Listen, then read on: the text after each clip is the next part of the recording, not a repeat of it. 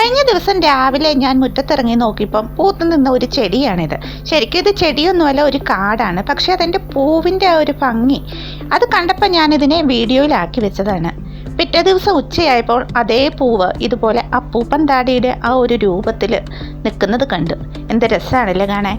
ഇനി നമുക്ക് നമ്മുടെ പച്ചക്കറി തോട്ടത്തിൽ കുറച്ച് കാഴ്ചകളൊക്കെ ഒന്ന് നോക്കാം. കുറച്ച് ചീര, കുറച്ച് തക്കാളി, കുറച്ച് വഴുതന, അതുപോലെ പാവലൊക്കെ ഉണ്ടായി വരുന്നതേ ഉള്ളൂ. എന്തായാലും കുറച്ച് കാഴ്ചകൾ നിങ്ങളിലേക്ക് ഷെയർ ചെയ്യാമെന്ന് കരുതി. നല്ല വെയിലിൻ്റെ സമയമല്ലേ, ഇപ്പോൾ പച്ചക്കറിയൊക്കെ നന്നായിട്ടുണ്ടാകും. ഇപ്പോൾ ഈ നീല കളറുള്ള പൂവെന്ന് പറയുന്നത് കേശവർത്തിനിയുടെ പൂവാണ്. പിന്നെ തക്കാളിയൊക്കെ നല്ല ഉഷാറായിട്ട് ഉണ്ടായി വരുന്നുണ്ട്. കുറേ തക്കാളിയിൽ പൂക്കളൊക്കെ ഉണ്ടായി വരുന്നുണ്ട്. ചിലതൊക്കെ കായ്ച്ചു തുടങ്ങിയിട്ടുണ്ട്. ഡിസംബർ മുതൽ മെയ് വരെ നല്ല രീതിയിൽ നമുക്ക് പച്ചക്കറി കൃഷി നടത്താൻ പറ്റുന്നതാണ്. അപ്പം ഡിസംബർ മാസത്തിൽ തന്നെ നമ്മൾ തൈകളെല്ലാം ഉൽപ്പാദിപ്പിക്കുക. ജനുവരി ആദ്യഘട്ടത്തോടു കൂടി നമ്മൾ നട്ടു തുടങ്ങുക.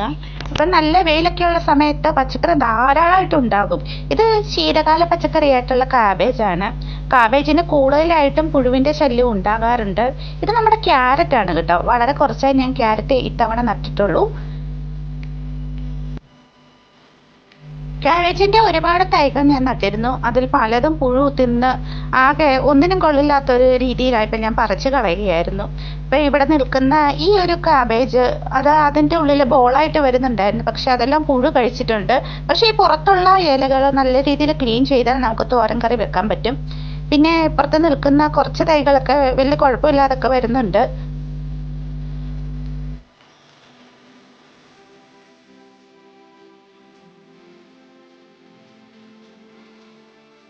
ഇത് നമ്മുടെ പച്ചച്ചീരയും ചുമപ്പ് ചീരയും ഒക്കെ ധാരാളമായിട്ട് ഉണ്ടാകും നമ്മുടെ ഈ വെയിലുള്ള സമയത്ത്. ഇപ്പം നിങ്ങൾ നട്ടു തുടങ്ങിയാലും ഒരു 1.5 മാസത്തിനുള്ളിൽ നിങ്ങൾക്ക് വിളവെടുക്കാൻ പറ്റുന്നതാണ്. ഇത് നമ്മുടെ ഫേസ്ബുക്കിൽ നിന്നും ഒരു ചേച്ചി, ആ ചേച്ചിയുടെ കൈവശം ഉണ്ടായിരുന്ന ഒരു ചീര വിത്താണ്. ഇതിൽ പട്ടുചീര എന്നാണ് പറയുന്നത്. പക്ഷെ ആ ചേച്ചി കൃഷി ചെയ്തപ്പോൾ ഗ്രോ ബാഗിനകത്ത് കൃഷി ചെയ്തത് നല്ല രീതിയിൽ ഇലയ്ക്ക് നല്ല വലിപ്പം ഉണ്ടായിരുന്നു. അപ്പം അത് കണ്ടിട്ട് കൊതിച്ചിട്ട് ഞാൻ ഒരു സുഹൃത്ത് വഴി മേടിച്ചതാണ് ഈ ഒരു പട്ടുചീരയുടെ വിത്ത്. കാണുമ്പോൾ തന്നെ കണ്ടില്ലേ, ഒരു പട്ടിൻ്റെ ഒരു നല്ല ഒരു ഷൈനിങ് ഉള്ള ഇലയാണ്.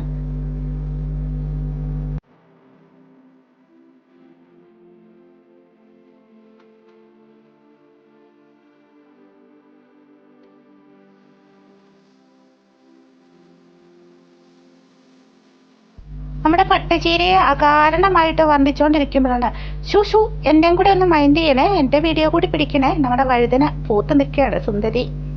കായ്കളൊക്കെ 3-4 ഉണ്ടായി വരുന്നുണ്ട്. പിന്നെ പൂവിട്ട് നല്ല രീതിയിൽ വരുന്നുണ്ട്.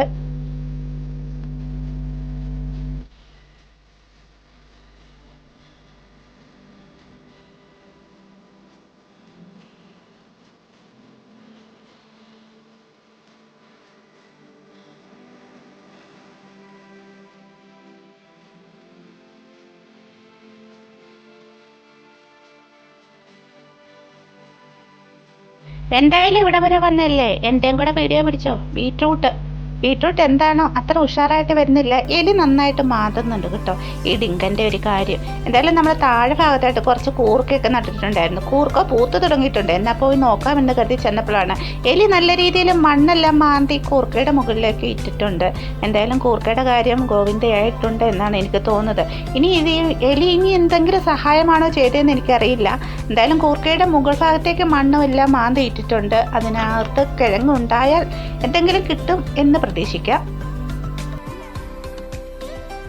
ഈ തക്കാളി നമ്മുടെ കണ്ണിൽ പെടാതെ കയ്യാലക്കെട്ടിന് താഴേക്കായിട്ട് കായ്ച്ചു നിന്നാണ്. ഞാൻ ഇന്നലെയാണ് ഈ സംഭവം കണ്ടത്. എന്തായാലും അതിൽ പഴുത്ത് നിന്ന തക്കാളിപ്പഴമൊക്കെ എന്തോ കിളിയോ എലിയോ ഏതാണ്ട് കരണ്ട് കൊണ്ട് പോയിട്ടുണ്ട്. എന്തായാലും കുറച്ചൊക്കെ അവരും കഴിക്കട്ടെ, അവരുടെയും കൂടെ അവകാശമാണല്ലോ അത്.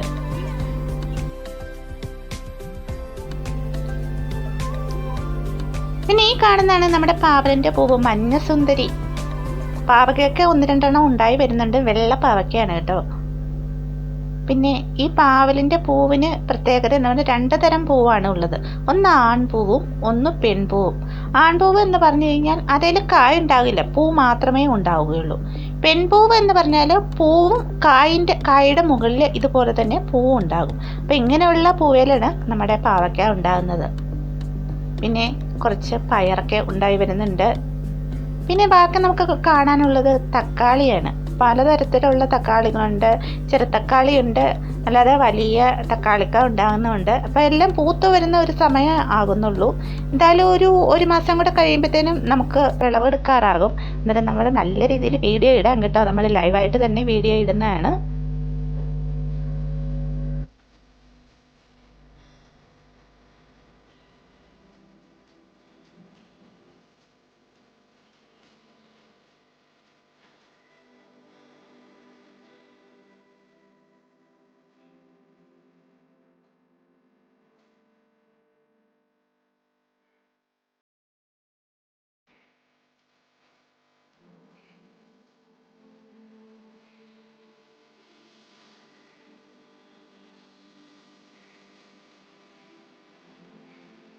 നമ്മുടെ ചെറിയ അടുക്കളത്തോട്ടത്തിലെ ചെറിയ കാഴ്ചകളൊക്കെ പങ്കുവച്ചു.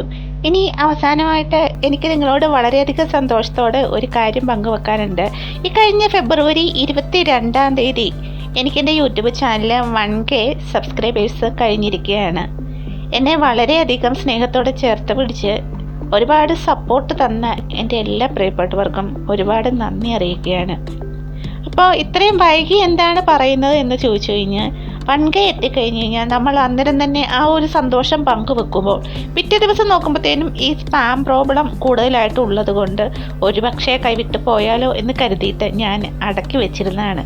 എന്തായാലും നമ്മുടെ 1K സെലിബ്രേഷൻ വീഡിയോ ഉടനെ ഉണ്ടായിരിക്കുന്നതാണ്. എന്നെ ചേർത്ത് പിടിക്കുകയും ഒരുപാട് സപ്പോർട്ട് ചെയ്യുകയും ചെയ്ത എൻ്റെ എല്ലാ പ്രിയപ്പെട്ടവർക്കും എല്ലാ ഫോളോവേഴ്സിനും ഒരുപാട് നന്ദി അറിയിക്കുകയാണ്.